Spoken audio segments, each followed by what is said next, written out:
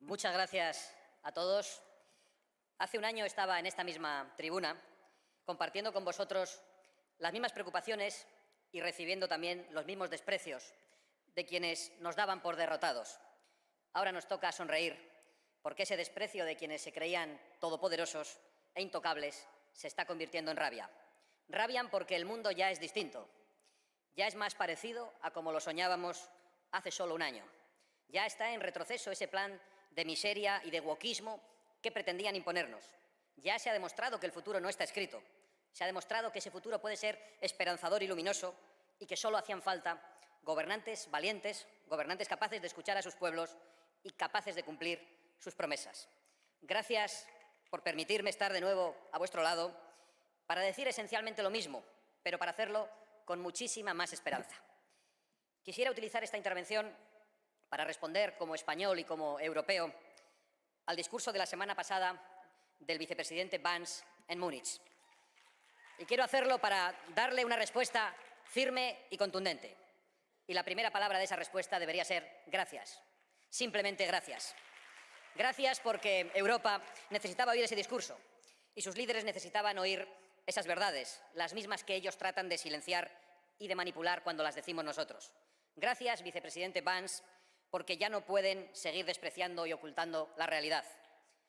Pero, sobre todo, porque todo lo que se dijo en Múnich es verdad. Es verdad que enfrentamos una crisis democrática grave. Es verdad que las oligarquías, que no ha votado nadie en Europa, se dedican a tomar decisiones muy perjudiciales para nuestros pueblos sin preguntar nunca a nuestros pueblos. Es verdad que la inmigración masiva promovida por esos mismos oligarcas está destruyendo la convivencia, los servicios públicos y la propia identidad de nuestros pueblos. Es verdad también que de la mano de esa inmigración viene el terrorismo islamista, y no como un fenómeno aislado, sino como una crueldad repetida en Europa, alentada precisamente por quienes pretenden una Europa islamizada, por quienes promueven o toleran tribunales islámicos en nuestras propias ciudades, por quienes han abandonado a las mujeres de Europa, que ven cómo ahora se multiplican las agresiones sexuales. Es verdad también que una mezcla de pacifismo malentendido, de egoísmo, de suicidio y de sumisión, con esa mezcla, los europeos han visto cómo los oligarcas han dejado indefensa a Europa, inseguras sus calles, derruidas sus fronteras e insuficientes sus recursos. Y es verdad, y en eso consiste la crisis democrática, que se roba a los ciudadanos la capacidad de elegir sobre todas esas cuestiones y al mismo tiempo se les roba el dinero de sus bolsillos para pagar todo ese disparate. Esas verdades ya dibujan un escenario muy grave en nuestro continente. Pero hay algo aún más importante. Es verdad que en Europa se está persiguiendo la libertad. En Europa hoy pretenden que todas esas verdades no se puedan denunciar y, por lo tanto, no se puedan remediar los problemas. Las oligarquías europeas están destruyendo todo lo que hizo a Europa grande alguna vez y para ello pretenden liquidar nuestra libertad, que es la columna vertebral de nuestra civilización compartida. Porque Europa es la filosofía griega, el derecho romano y la espiritualidad cristiana. Europa no es la sumisión islamista, ni la ideología woke, ni la cultura de la cancelación. La respuesta a las verdades del barquero del vicepresidente Vance no se hizo esperar por parte de un comisario de la censura. El vicepresidente Vance vino a Europa a decir que Europa ya no acepta la libertad de expresión y la respuesta de un ministro socialista alemán fue: el discurso de Vance es inaceptable. Todo claro. Nosotros, por el contrario, lo aplaudimos y le damos las gracias, porque es verdad que tenemos una civilización compartida y no es la woke, ni tampoco es el manifiesto comunista, aunque demasiadas veces hayamos sufrido esos azotes totalitarios tan semejantes en sus formas. Nuestra civilización es la de la libertad de expresión, la libertad de creación, la libertad económica y la de las raíces cristianas, porque el futuro también está en esas raíces. Y es verdad que si queremos preservar esa civilización debemos cambiar de rumbo. Algunos llevamos mucho tiempo exigiéndolo y algunas naciones ya lo están consiguiendo con grandes resultados electorales. Porque es verdad también que fueron políticos los que tomaron esas decisiones, políticos con nombres y apellidos, y basta con cambiar a esos políticos para cambiar el futuro tenebroso al que nos dirigían. Son esos políticos que ahora están rabiosos los que se empeñan en señalar al presidente Trump como enemigo de Europa porque pone los intereses de los estadounidenses en primer lugar. Esa acusación es algo que solo se le puede ocurrir a quienes han puesto los intereses de sus ciudadanos en el último lugar. Son esos políticos los que ahora pretenden llevarnos al conflicto masivo porque no se atreven a reconocer sus errores. Son esos políticos los que han impuesto a Europa las verdaderas cargas a nuestra economía. No son los aranceles anunciados por Estados Unidos, que ojalá no lleguen. Los verdaderos aranceles a los europeos son el Pacto Verde, los impuestos abusivos y la regulación woke. Esa es nuestra ruina y no nos la ha impuesto nadie desde fuera. La han impuesto políticos en Bruselas en contra de la voluntad de los pueblos europeos.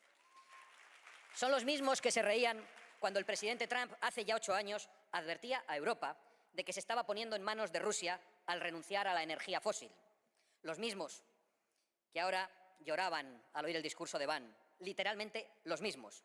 Y literalmente lloraban. Y todavía lloran. Pero no lloran por los muertos en Ucrania, a la que han utilizado y a la que han engañado. Ni lloran por los muertos durante la pandemia, cuyo origen también censuraron. No lloran por las continuas víctimas de los ataques yihadistas. No, no lloran por nada de eso. No lloran tampoco por todas las oportunidades que han robado a los jóvenes europeos, ni por la inseguridad a la que han condenado a las mujeres europeas. No lloran por la destrucción de las iglesias, ni por los ataques terroristas en los mercadillos navideños. No, no lloran por nada de eso. Lloran y patalean porque su incapacidad, su necedad y su traición ya está a la vista de todo el mundo. Lloraban y todavía lloran porque su negocio, que no es otro que el de enriquecerse vendiendo a Europa, ha llegado a su fin. Entre otras cosas porque la administración Biden, que les llenaba las carteras, se ha terminado. Y con ella se han terminado los millones de dólares que ellos repartían para esparcir sus políticas y sus ideologías absolutamente nefastas. Lloran también porque su tiempo ha terminado. No podemos por ello sentir la más mínima compasión por esas lágrimas de quienes han sido fuertes hasta la crueldad con los débiles y ahora lloriquean ante los argumentos fuertes y verdaderos. Pero tengamos cuidado, al igual que Sánchez en España, los burócratas de Bruselas van a aferrarse a sus sillones con desesperación, quizá porque saben que cuando no se sienten allí tendrán que sentarse en un banquillo delante de un juez.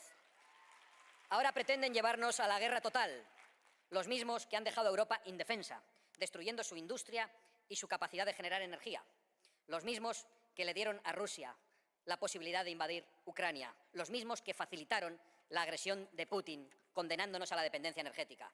Ahora el presidente del gobierno de mi país, Pedro Sánchez, viaja a Kiev, a Ucrania, pero no lo va a hacer para decir a los ucranianos que las bombas que lanza Rusia las paga él mismo. Sí, las paga Sánchez, que le compra a Rusia el doble de gas del que le compraba antes de la guerra.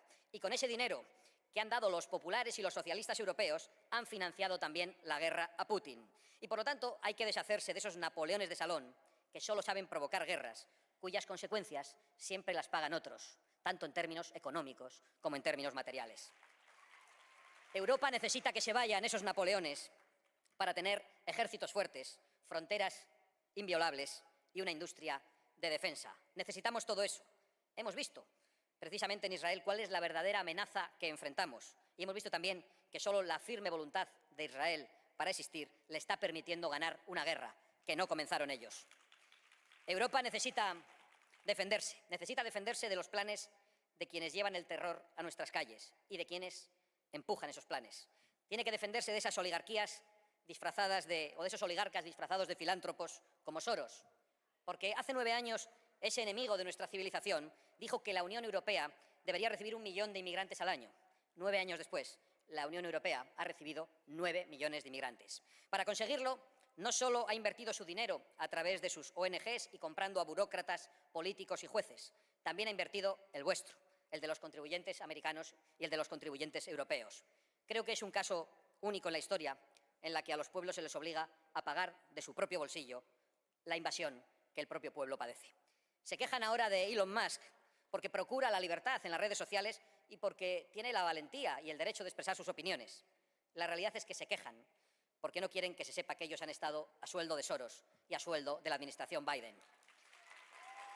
Solo un último dato de mi país. La primera persona que visitó al corrupto presidente de España, Pedro Sánchez, fue precisamente George Soros, en el Palacio de la Moncloa.